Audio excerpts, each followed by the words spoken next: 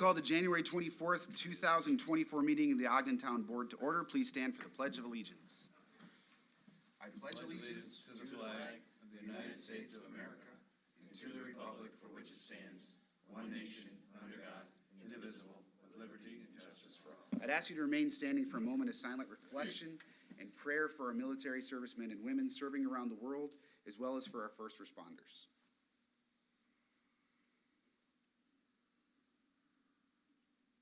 Thank you.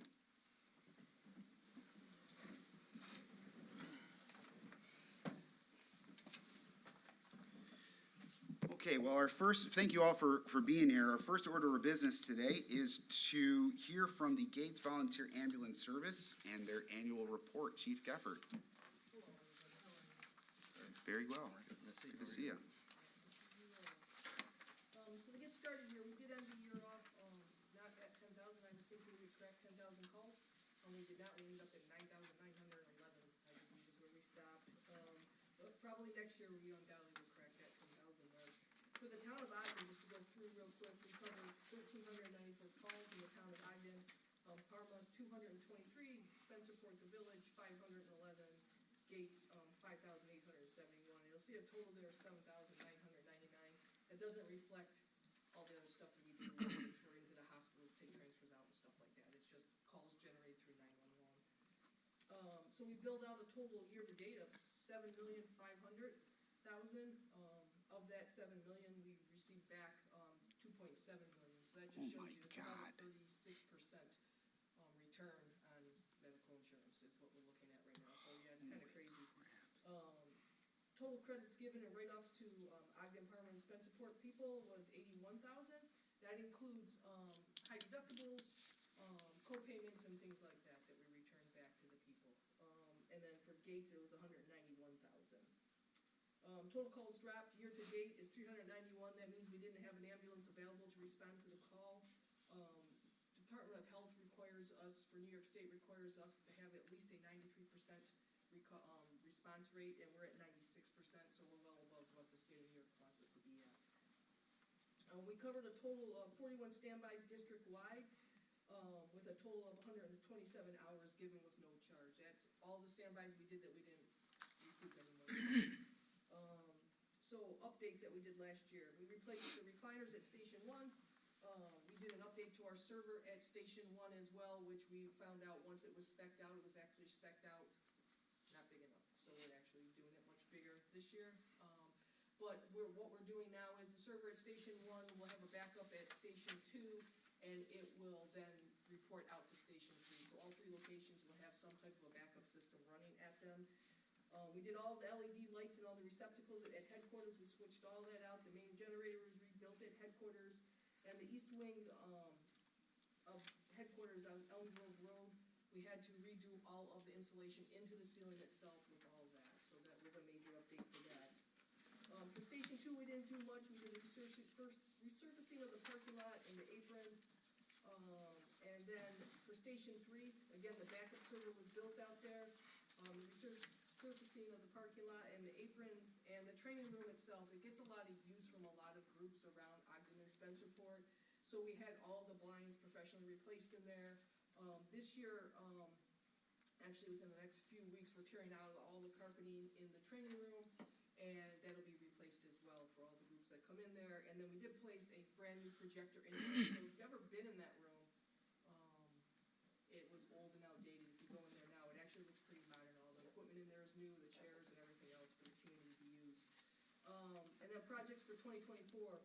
So we had a critical failure right after Christmas. It seems like for us everything happens right at Christmas. We had a critical failure of our access control system. So none of our buildings were secure. So that happened, I think, 2 days after Christmas. We got some people in there, had to do some quick estimates, so that'll all be updated to the tune of about $50,000, probably within the next 2 weeks completely. So we're working on that completely at all three locations. And then the next step for that, which was going to be a capital improvement, but unfortunately it just failed. The next step is all the camera systems at all three locations as well for more security. So we're working on that. And then, again, I mentioned the carpet at the training center, major service updates. We're getting a much larger server in, and we're expecting a delivery of our bariatrics ambulance. So we've been waiting on this for 2 2.5 years. And it's coming in April for delivery. It's a much larger ambulance, it has a much larger payload, it will have a much larger gurney in it, and that gurney will be able to accommodate patients up to 800 pounds that we'll be able to lift into that ambulance and take to wherever they need to go, especially with all of the room in that ambulance to provide care to those people as well, so. Hopefully, again, delivery in April, that's gonna be kinda nice when we see that. Other than that, training equipment improvements, we did get all new CPR equipment, which makes us compliant with AHA now, so that all these classes that we're teaching meets the AHA standards. That was about $8,000. We got a surgical crate and salad trainer, which people are probably like, what's a salad trainer? So basically, it's the head, it's the anatomy of the head, and it allows us to actually put fluid into that head, so that when we're trying to intubate this head, all the fluid that we would get from a person on the floor of someone's house, we can actually reproduce to come out so that we can attempt to intubate this person correctly and safely. I know it sounds weird, but if you've never tried it, having fluid in your way is a problem, to be quite honest. So this trainer, actually, a lot of money, but it helps our paramedics, and actually we're seeing it now. So we got video laryngoscopes as well, and with just the salad trainer over the last 2 months, our success at intubation with difficult airways is almost 95%, which is crazy compared to about 40% before that. So this training has helped tremendously. So that's all the new equipment that we've received. Is there one too many zeros on that grant number there? Yeah, probably one too many. The gladoscopes were $10,000. Not as good, but. Yeah, really, right, 10 million? Gladoscopes. So to start with the actual budget, so income, tax district funds came in at 1.7 million, and then third-party billing was 2.7. We projected for third-party billing to be 2.1. The reason there was almost a $600,000 increase, a lot of that is past billing, so we get a lot of that debt that's coming in and stuff like that carries over into the new year. Obviously, the United Way is minor at this point in time. Interest income is what it is. Donations, 31,000. And that could be anything from memorials or people just sending in money itself. We don't actively do any campaigns at this time. Memorials down there, the memorials that is mentioned there, not what's up on top, but those memorials are actually from people that say, please, in lieu of flowers, donate to Gates Volunteer Ambulance Service. That's where that comes from. And then training, vending, and so forth. That vending, which is weird, I don't know why it's carried out that way, but that is all the money that we recoup from recertifications from people. So, like when I recert my paramedic card, it's worth $500. So we send that voucher in the New York State. So we also do the recertifications for Gates Fire Department, so that money is from that, as well as County Fire Department at the airport. So we do those as well, so we recoup all that money for generating the recertifications. And then uncategorized income is all of our grant money that we received for the year itself. So that comes in at what it is at basically $5 million there. And then down to admin and accounting, those numbers, the copier is way over. That is a direct reflection of our training department amping up everything. So every time there's a training, we have to do copies for stuff because the American Heart Association doesn't believe in anything digital. Everything has to be handed out in paper. So until they change their ways, every class requires a tremendous amount of paper, but because we're doing so many more trainings, it's just increased overall. What I did do is I put into place, instead of us having our copiers that cost us by the page, I actually purchased copiers that now we can just replace toner on and not have to have that charge that high. EAP for occupational health is kind of where it's at. It's over what you will see, but they increased their money. Sterling Memorial Hospital wanted tremendously from the year before, so that just went up. And unfortunately, we're required to have an EAP program, and that's that reflection. Postage is under, which is understandable. EPSR system, that is what we do our charting with. Nothing changed there. Vehicle and equipment is $443,000. That right there above that 125, that is just the reflection of the vehicles without the grant money taking it out and so forth. So we put in the cost of the vehicles, but in another line you can see the grant money, we have to subtract that out. So service awards, that's our length of service award for our volunteers. That's what we gave out last year for them. The computers, that's all the computer equipment, nothing outrageous there. Medical director fee, again, we have to have a medical director to do that. So one of the things that we have been doing is, you see that's up, we've actually started trying to pay off that mortgage sooner. That's extra funding we get to kind of push towards that mortgage, so that's what's there. The property fees are what they are. Dental and health insurance, you'll see an increase in that from what we budgeted, but if you look down at the next line, there's they'll say health insurance deductible. So we pay for almost 100% of our high deductibles for our employees. So obviously you can see there that they only use 27,000 out of the 71,000 that we budgeted, so it's almost a wash. We have an increase of health insurance use, but yet they're not using the high deductible as much, so it almost comes out. So I think we're only up by 14,000 in that area. Operating expenses is just what it costs for us to do day-to-day business. And then the workers' comp, again, that is the number that we get. I'm trying to see, vehicle maintenance is up. We do have that one old ambulance that we're just waiting on the new one to come, but until they send it to us, there's nothing we can do, and unfortunately, we keep having this area. So fuel costs are even pretty much for where they're supposed to be. I'm trying to see if there's anything else on here. Operating expenses on the next page, dues and subscriptions. Medical supplies are relatively where they need to be. Office supplies up a little bit. That's probably a lot to do with us trying to reorganize some of the offices and everything. Oxygen system, well, that's actually oxygen purchase. Uniforms are there, conferences. So I think everything else is pretty much in order. I don't see anything else out of line with anything. Did anybody have any questions on this? I had a couple, and I apologize. I don't mean for any of this to be like, I expect you to know every, specific thing here, but first question, more of a statement. I'm impressed that you put together this whole budget anticipating $5 million worth of unrecouped billables. It's insane, So, for yeah. the record. It is insane, and, that's part of our problem, right? A lot of our money is fluid, like, we don't know. Like, we can guarantee money from taxes that we get from the tax Right. districts. And we can say that we can assume X amount, but other than that, it's really tough, like, we don't know. And with Medicare and Medicaid changing the rates so quickly and all the time, it just makes everything more difficult to try and budget that. It's just crazy. It is absolutely insane. The total drop calls, 391, do you have any idea how many of those are from Ogden, between the town and the village? In the Ogden itself? Yeah. I thought I wrote it down. No, but I can tell you off the top of my head without trying to guess or anything, it was probably around 60 to 70.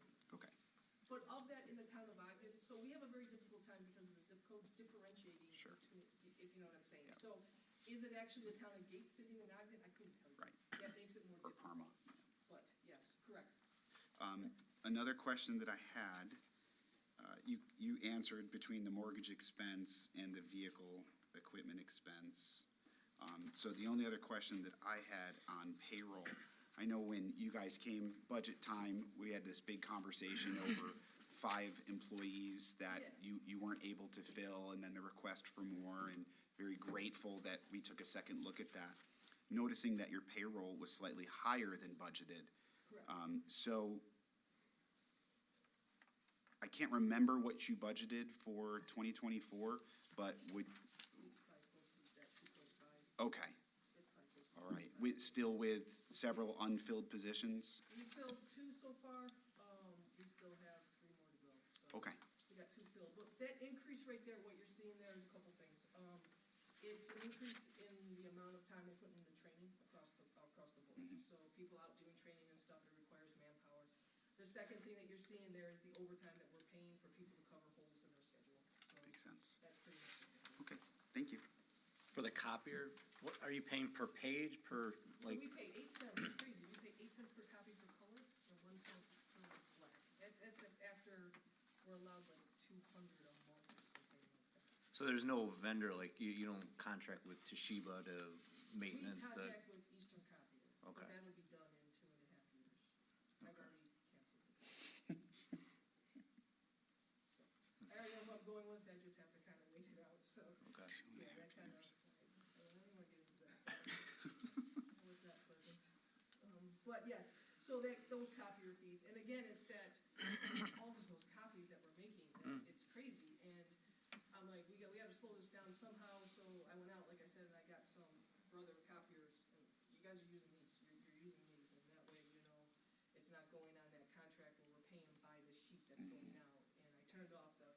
the access for everybody, and they're like, what? And I'm like, it is the way it is right now. Smart. No mas, you guys are done. Okay. So. Any other questions? I'm all set. Thank you. Just wanted to, on behalf of the board, just thank you guys for everything that you're doing for the town. Really much, very much appreciated. We appreciate it. All right. Thanks, Chief. Thanks, Chief. Thanks, Chief. Okay, next item on the agenda is approval of the minutes, Resolution 83. Motion for that? Motion. Second. Moved by Councilman Hinman, seconded by Councilman Gerbino. Any discussion? All those in favor signify by saying aye. Aye. Any opposed? Item carries. Next, we have privilege of the floor. If there's anyone that wishes to address the board at this time, we ask just one at a time. There seems to be a number of you, so I'm hoping one of you wants to come talk to us. Just approach the board and state your name, address, and then have at it. Mr. Gilmore.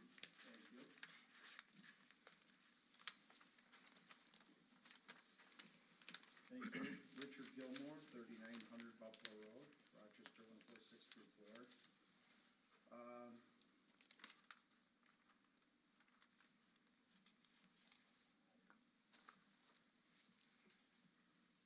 Sorry. Last week, we were unable to attend a meeting.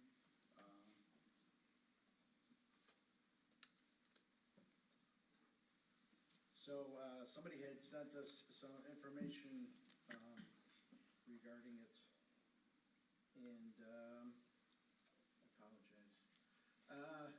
So Mr. Zale was kind enough to send a phone call to us a couple of days ago, could have even been yesterday, stating that there had been a mistake made on the proposed comprehensive plan, and the park site was not as it was portrayed on the map.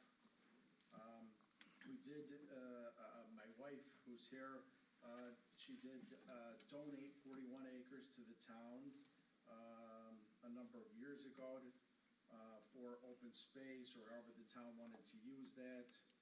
And we're just highly disappointed that we even have to be here tonight. She put her father in his resting place yesterday.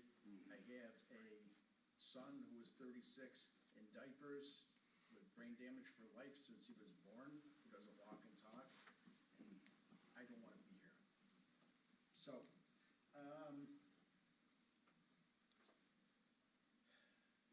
we're a little aggravated that mistakes like this are made. You know, when I was 12 years old. I wanted a mini bike like the kid down the street. My mother said, go work for it. Got a job at the farm, picked apples for $1/4 bushel, and came home with $7 after school around 6 o'clock. I thought I was doing pretty good for myself. She said, keep saving your money so that you can afford to buy it when you're ready. So I think the age of 16, I worked at a gas station and got held up by a gun. That's all right, everything's fine. Age 22, I do snow plowing for a living, so I wake up at 1 in the morning, and snow plow till 6. I go to work at 7, I get home at 3:30. I purchased my first piece of real estate, and also had a real estate license, so that's 22. Age 25, I built my first 2 houses, 5 and 7 Sesqui Drive, town of Chili. So, we know what hard work is. We've worked hard for what we have. Faye has bought the farm from her father about 15 years ago, and he owned it for 30-some years, which brings it up to like almost 50 years in the family. And we don't want anybody downgrading the property and having a problem. So we do accept Mr. Zale's phone call, and we are trying our best. So one of the problems, well, there's a few things, and I'll try to touch on them quickly. The last comprehensive plan in 2012 talked about how much has changed or not changed since the prior one. So I didn't see anything in the text, and I realize the text is far from being complete. But I didn't see anything in there about the change in population or what have you, or what's changed. So it's one of the problems that we have is the property was master planned 12 years ago as general business and Light industrial. Light industrial. So it was an either-or situation. It was marked on the master plan 12 years ago, comprehensive plan, excuse me, for an either-or situation. So there was some latitude there. So about 5 years ago, in 2018, we had the property, part of the property rezoned. There was already some general business there. There was already some industrial there. So the balance of the property was rezoned to general business, to follow that comprehensive plan, that was put out, about 11 years ago. So, a friend of mine had asked me the other day, he says, so what's changed? And I said, that's a great question, what has changed? And the answer is, we do have a little more construction in the area. We do now have Amazon, but really to speak of, I don't think that a whole lot of change has happened. So the answer is, what's changed to change the use along Buffalo Road? There's, first of all, the town probably has only about 10% either sewered or sewerable property. The town also only has about 10% of, or less, of commercial and industrial property. So, the town, wants, in my opinion, would use, those things, wisely. The past master plan again called for either or, and now we're pigeonholed into, general business. And we're not looking to be pigeonholed because there's already a mix down there. So when the new map shows the area to be general business, yet there's industrial buildings there, it feels to me like it's already obsolete. So, I think that the mix needs to stay along Buffalo Road, and also, so Buffalo Road is one of the highest traffic, and Manitow Road. So those are the two high traffic areas. And again, to be pigeonholed, and again, I will try to keep this as short as possible. If you drive down Buffalo Road into Gates, you'll come across industrial parks next to the town hall, next to a gas station, across the street from the school, next to Wendy's. So those things you can mix industrial and commercial, happens all the time. Also, if you look across the street from Kodak, where Mr. Galena built his project, you have restaurants, strip retail, you have a library, you have soccer fields, you have the big behemoth Kodak that's still there, and you also have the industrial to the back. So these things can be mixed. These are one and the same. It's not like we gotta have commercial here only and we gotta have industrial here. These two are very compatible, very compatible. So that is, there's no guarantee when or if any one person's gonna come, and so I think there needs to be flexibility there on what is going to, what's going to occur. I am trying to find industrial, here it is. So, agriculture and open space, the taxes paid $1, cost of services 36 cents. This is from the old, comprehensive plan 11 years ago. Commercial industrial pays $1 and takes back 27 cents. Residential pays $1 and takes $1.15. So the taxes from the commercial and industrial are a large help to the town. And again, going back to the 10% sewerable, 10% commercial and industrial, I think the land needs to be used wisely. And again, that mixture is necessary. The mixture of both industrial and commercial along that corridor and also along, the other corridor. The last two things I wanna hit upon is, in here, in the new plan, it talks about,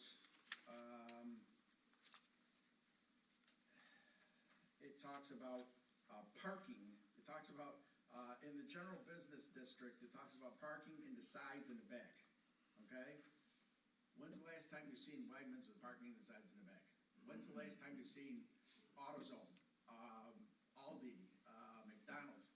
Those are deal breakers. So they tried that up in Chili at the corner of West Side Drive and Buffalo Road.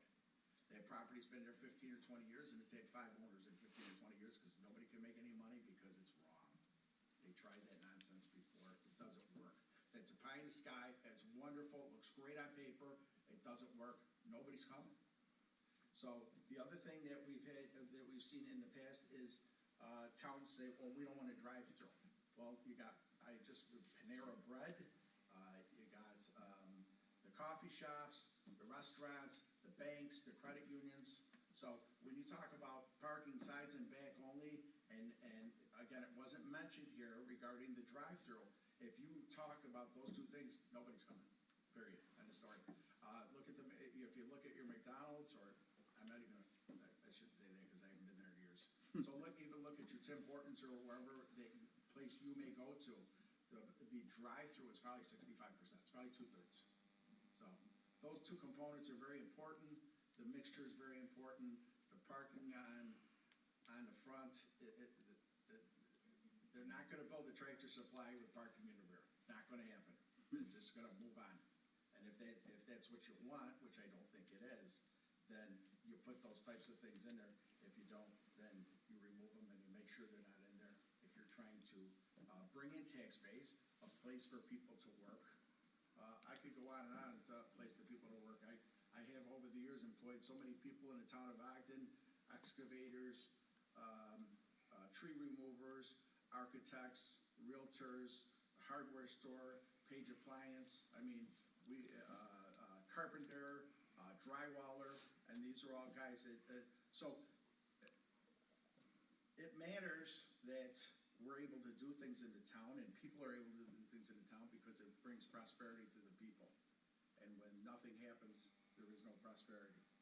So I hope I covered enough of this. I'm sure I'm gonna sit down and remember the 5 things I didn't cover. But Is it okay if I respond to some of this, Oh, Mr. Gilmore? First of all, I want to take a second and send my condolences to you and your family. None of that is easy. Lost my father several months ago, and it's terrible. Yes. I also want to apologize up front for this causing any additional angst and concern to you and your wife. I know that the second that Sue and Brian had heard about it, they did everything they can to reach out and get you guys on the phone and get you to even to come in. But obviously, you've had some family things going on that make that hard. Obviously, it was important enough for me to call and email, and I'm positive that if there's a time for us to actually chat, that all of this can be completely cleared up. The one thing I want to say about future land use maps, whether it's drawn correctly or not correctly, the future land use map that we have from the previous board, which is in the back, it's also online from the 2012 comprehensive plan. There's a number of things in there that calls for the ability to rezone that were never rezoned. A future land use map does not change the zoning. It doesn't do any of that. What it does is it's the board's intention. You could tell somebody Yeah. else this. I've been at this for 41 Yeah. years. So I'm very familiar with all of So this. any of this rendering it does not somehow take away the property or say that it's being changed. I know that the intention of, I know what the future land use Yeah. map needs. So well, I do for that. example, and not I'm to, gonna debate it with you. and that's fine. I know what it is. But if you take a look at the 531 orange that's on your map, that's been for a future land use map, that's been articulated as commercial, and anything south of 531 there has never been changed commercial, even though it's been on a future land use map for 20 years. So my point is, Well, it that doesn't, part it I doesn't understand. change. It doesn't necessarily. Correct. But it definitely provides. Yeah, the opportunity. Yep. It provides the pathway. If the developer chooses that. So, but what I will also say is, actually, I think we're in a lot more alignment that you're saying. I've seen wide.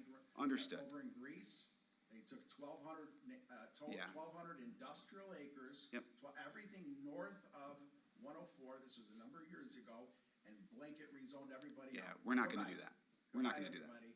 This is recorded, it's I've trans, seen it all. yeah, it's not happening. Been there. The intention is recognizing that there is already industrial, there's already commercial, and there's a heck of a lot of residential coming in there. And so as you've stated, and I agree with you, the board would like to loosen those restrictions on Buffalo Road so that it can be used for more mixed-use industrial, commercial. That's go the together. intentional. Those two go together. Yep, that's the intention, and I apologize that what was written here, and again, all of this is preliminary, none of it's been even presented to the board, so, Now is the time to air. 100%. Our ideas. Absolutely. And get Yep. them, a month or two from now is not gonna be the Yep. time, it's gonna be too late.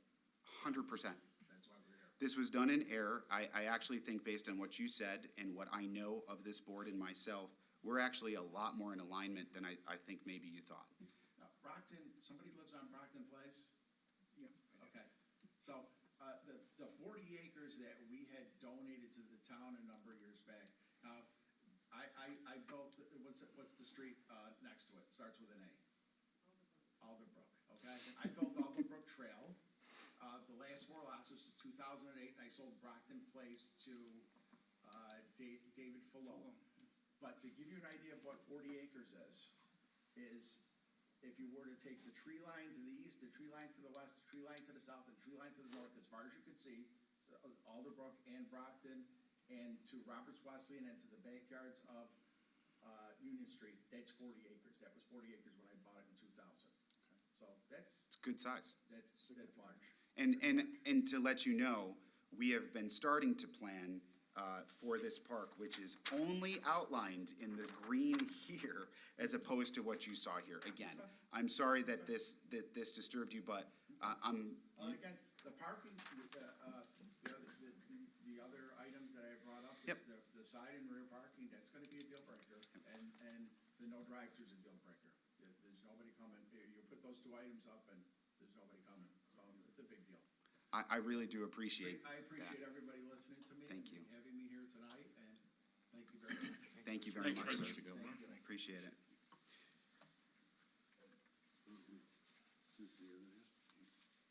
Hi. Hello. Hi, I'm Rich's wife, Philomena Gilmore, and I donated the 41 acres. Thank you. Me and my family, and that was a third of the farm. So I hope you understand that, that was not a gift that I think was frivolous or junk or anything like that, okay? Absolutely. I cannot wait to share where this park goes, and I'm so grateful for it because I think that side of town has been starting to be developed both residentially and commercial, and I think it's going to be a tremendous asset to the town to have something else there for residents. And I never wanted my name in lights or anything like that, but I'm here because I was a little taken back at the whole thing. Understood. So being a simple person here in my genes, and, I take care of my kid, and I don't go to these meetings often. I would like some assurance and clarification that the map will be not labeled my property as park or open space. I do not want that. I don't care if you think it matters or not. To me, it matters, and I believe that it devalues the property. So do I have your assurance that that will be taken off the map, park, open space? We've already made the correction. Okay, because I don't Yeah. have a copy of it, so I. We don't either, but we've instructed, again, we're using a I think it would third be party. important for you to continue to be diligent in your, this board is ultimately gonna vote on the entire Correct. the comprehensive plan update. And nothing happens until that. And there's public hearings and notice to, that are published. But this board they don't have straw votes about people who come and want an assurance, a guarantee.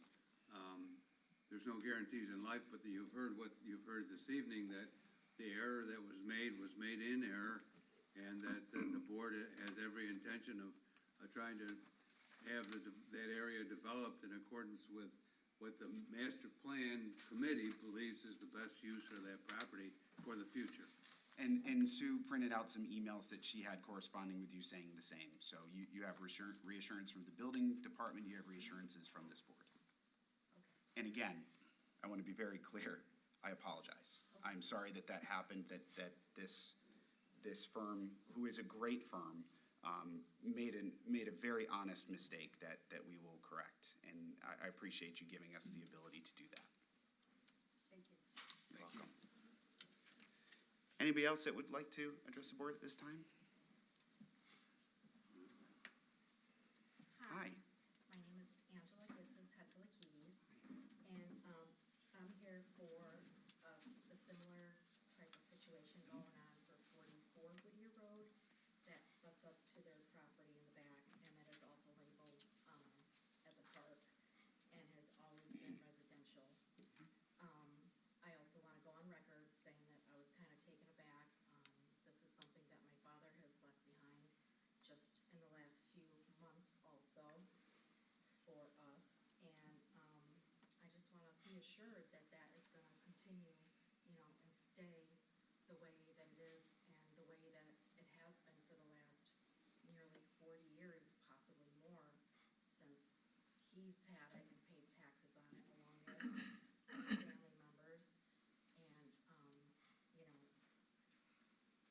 also I kind of want to mention that, you know, we got the little cards that our property is getting reassessed, so it's kind of like disturbing that these things are kind of happening at the same time, because I'm afraid that, you know, that it's gonna get rezoned and then reassessed and be like, you know, kind of a hand-in-hand thing, and I know you've given reassurances tonight that that's not gonna take place, but If I might, this is not going to be a park unless you want to sell it to us. That's not a sales pitch, but if you wanted to, that's fine. Secondarily, we're not going to reassess your property for a higher value and then try to buy it from you, because that's not good for us either. It is your property. The town has no interest whatsoever in eminent domaining or doing anything that would change your property from being your property. It was an honest mistake. Would I love for you guys to sell it to us for the park? Fantastic, but I fully understand the value there. You guys have sewer right there, and that's probably best valued for something else. That's up to you, and that's what this body believes. That's what this government believes, that it is your property until you choose to potentially sell it to us or develop it yourself, so. right. And just like as future, you know, knowledge for myself, because I also don't always come to like these meetings, would there be like some kind of notices like mailed out to people if this was ever to take place? I mean, like, What's that? What, a rezoning? yeah, like a rezoning. We do not rezone property that does not belong to us, that is not being requested to be rezoned by the landowners or the developers. We just don't. With all respect to what was said about Greece, that is not the town of Ogden. Yeah, some towns are proactive, and they actually adopt the master plan, and then on their own, which the board has the right to do, have master rezoning. And you know, people rightfully say, hey, wait a minute, you just made my property worth less, or you made my property worth more, and I never asked for it. So this board, at least in the 50 years I've been here, has never rezoned property except on the application of the owner or a developer, a purchaser of property.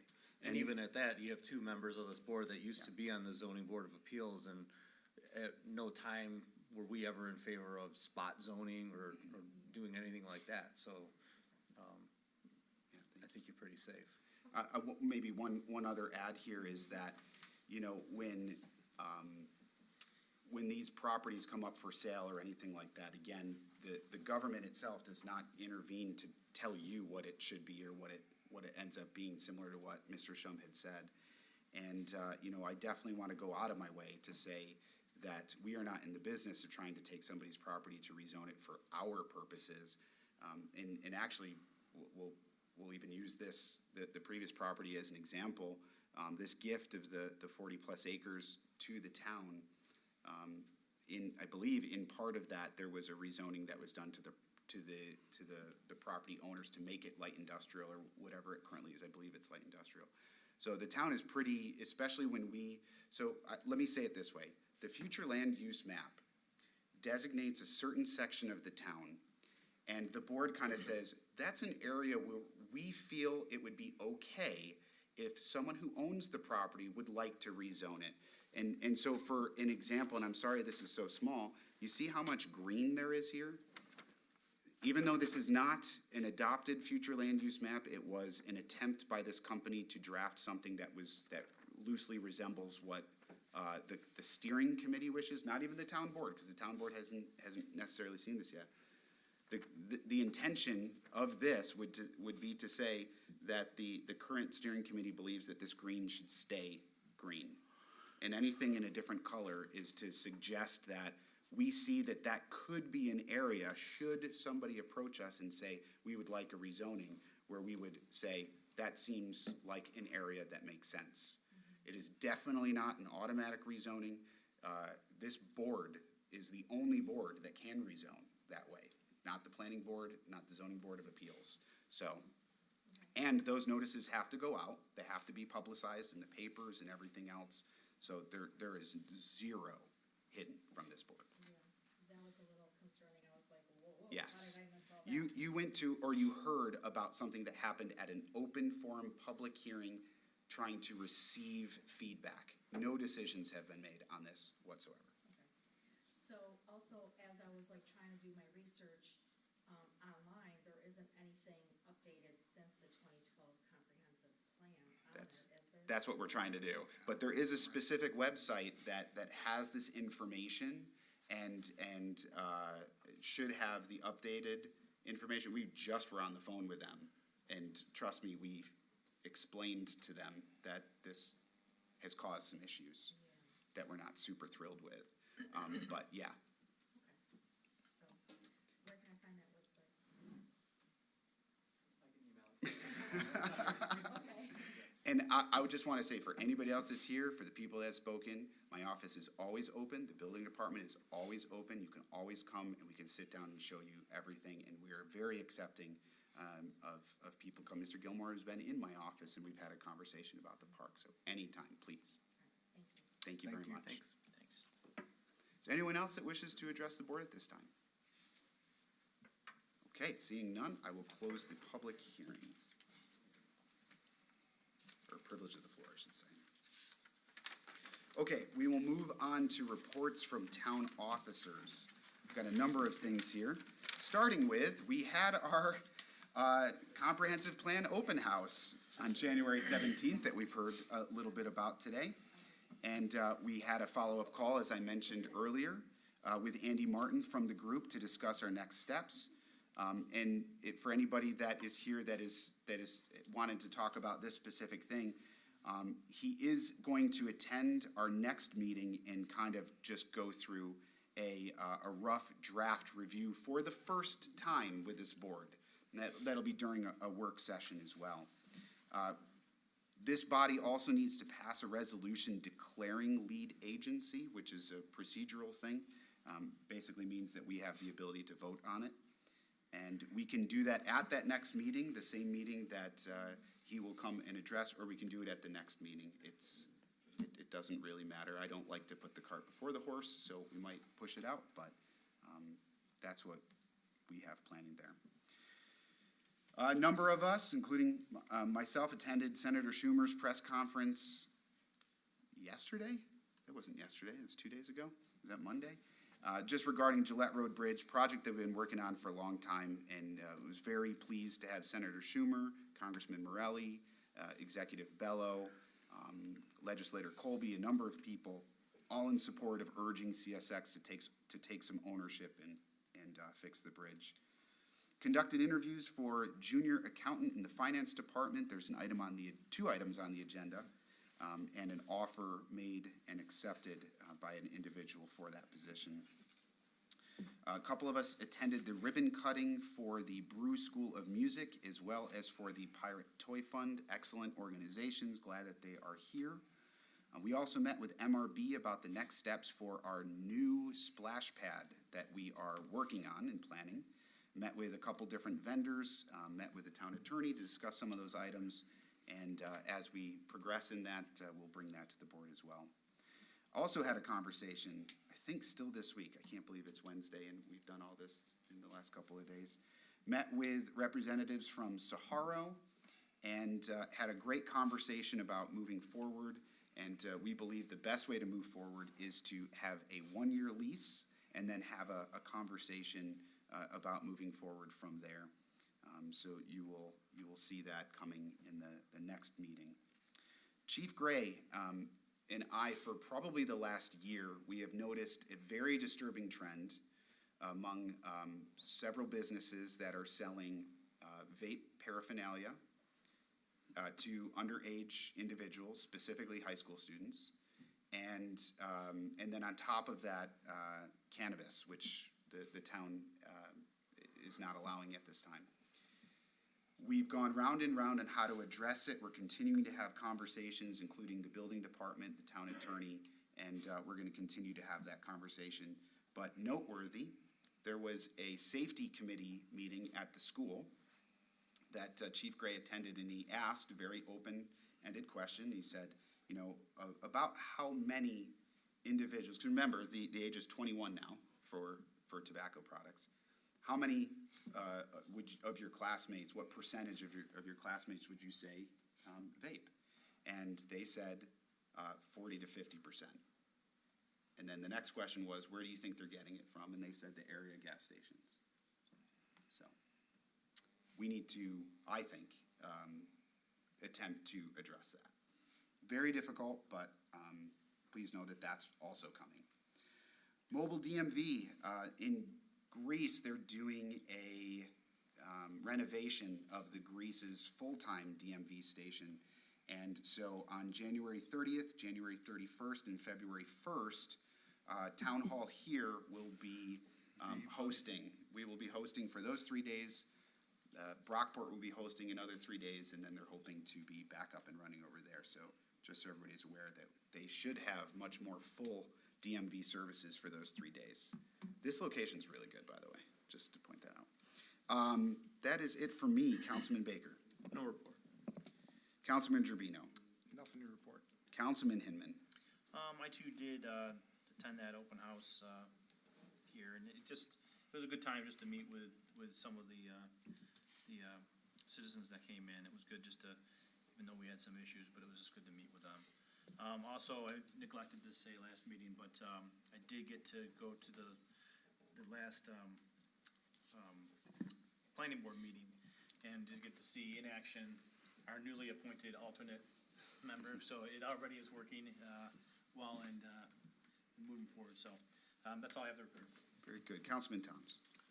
Very quickly, the Rotary is hosting their trivia night at Pinewood again this year, February 6th, opened at 5, starts at 6, 4 players, $40. I know you attended last year, Mike. I'll be there again this year. I think Chief Gray is one of the Chief the Gray people is, now. yes, and so is Chief Mears. Oh, yeah, that's right. Yeah. Hmm? Very good. It's a good time. Yeah. They put you right to work last year, I too. know. Yeah, they do. Like that. They'll be glad to see me again. Very good. Highway Superintendent's report. No report. The Town Clerk report. We are just busy collecting taxes. Very good. Town Attorney. Couple resolutions this evening to schedule public hearings on 2 amendments to the tax law to benefit our veterans and also our first responders, and recommended by the assessor's office and pretty much adopted in many locales in the community, including the county. That report, which was very, very extensive, also detailed the impact, if you will. And unfortunately, as veterans get older, and the numbers of people who qualify for these exemptions become less. As the supervisor mentioned, it was a pleasant surprise this week to see that Sahara has come around to a lease agreement for this year at least. The long-range plans for senior citizen involvement in the town are still somewhat up in the air, but at least we have some comfort level of knowing what's going to happen this year. Been spending a fair amount of time in the last couple of weeks on personnel matters. An area that I've addressed with other town attorneys and with the Association of Towns is the prevailing wage rate obligation under a recently adopted state law that requires that people who work in the right-of-way be paid a prevailing wage rate. And not surprisingly, everybody who routinely works in the right-of-way is objecting to that law because they're saying, number one, they're either exempt because they're not a public entity, they're a private enterprise, and it doesn't, for some reason, they don't qualify. And they don't address the fact that they hire subcontractors at a substantially lower rate than the prevailing wage rate to do the very work that they say they're exempt from paying that rate. So a lot of towns have adopted this multi-question application that's part of the highway use permit. And if you check, no, I'm not, you're exempt from qualifying. I'm not very happy with it. I'm still working on it, but suffice to say, the Association of Towns doesn't have an answer either yet. But it's, again, it's the unions forcing the state legislature to adopt these laws that may be fine in New York City and in the boroughs north of there, but not necessarily in western New York. That's it. Yeah, and maybe to add to that, we've got a number of companies, like Dan said, reaching out to us, asking for these exemptions. The Highway Department, myself, Dan Shum, we've been in communication trying to get that resolved, and I know that that's something that's coming before the board at some point. So. It's on the corner of my desk. Very good. Okay, there being no other unfinished business, we'll move into new business. Madam Clerk? Resolution 84, approving the adoption of the salary group for junior accountant with a standard workday of 7 hours effective January 25th, 2024, and that such hourly wages be payable bi-weekly. So moved. Moved by Councilman Tom, seconded by, I think that's you. I think that's you, Gerbino. Second. Seconded by Councilman Gerbino. That's all right. All those in favor? Aye. Any opposed? Item carries. Next, please. Resolution 85, authorizing the hiring of Danielle Kruger to the full-time permanent position of junior accountant in the Town of Ogden Finance Department. So moved. Second. Moved by Councilman Tom, seconded by Councilman Baker. Any discussion? All those in favor signify by saying aye. Aye. Any opposed? Item carries. Next, please. Resolution 86, authorizing the adoption of additions to the 2024 full-time and part-time hourly salary and wage schedules. So moved. Second. Moved by Councilman Gerbino, seconded by Councilman Hinman. Any discussion? All those in favor signify by saying aye. Aye. Any opposed? Item carries. Next, please. Resolution 87, authorizing Ogden Town Supervisor Mike Snell to execute an intermunicipal agreement with the County of Monroe for the receipt and use of state funding for the 2024 Public Traffic Safety Program. So moved. Second. Moved by Councilman Baker, seconded by Councilman Toms. Any discussion? All those in favor signify by saying aye. Aye. Any opposed? Item carries. Next, please. Resolution 88, authorizing Ogden Town Supervisor Mike Sale to execute an intermunicipal agreement with the County of Monroe for the receipt and use of state funding for the 2024 Stop DWI program. So moved. Second. Moved by Councilman Gerbino, seconded by Councilman Hinman. Any discussion? All those in favor signify by saying aye. Aye. Any opposed? Item carries. Next, please. Resolution 89, designating the use of ARPA funds for the furnishing of the Ogden Police Department fence project. So moved. Second. Moved by Councilman Tom, seconded by Councilman Gerbino. Any discussion? All those in favor signify by saying aye. Aye. Any opposed?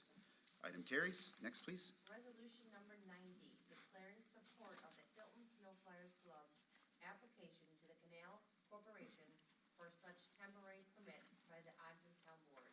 So moved. Second. Moved by Councilman Hinman, seconded by Councilman Gerbino. Any discussion? Hearing none, all those in favor signify by saying aye. Aye. Any opposed? Item carries. Next, please. Resolution 91, scheduling a public hearing for local law number 1 of the 2024 for Wednesday, February 14th at 7 p.m. So moved. Second. Moved by Councilman Baker, seconded by Councilman Toms. Any discussion? All those in favor signify by saying aye. Aye. Any opposed? Item carries. And next, please. Resolution 92, scheduling a public hearing for local law number 2 of the 2024 for Wednesday, February 14th at 7:05 p.m. So moved. Second. Moved by Councilman Gerbino, seconded by Councilman Baker. Any discussion? All those in favor signify by saying aye. Aye. Any opposed? Item carries. Entertain a motion for adjournment. So moved. Moved by Councilman Baker, seconded by Councilman Hinman. All those in favor? Aye. Aye. We are adjourned. Thank you, sir.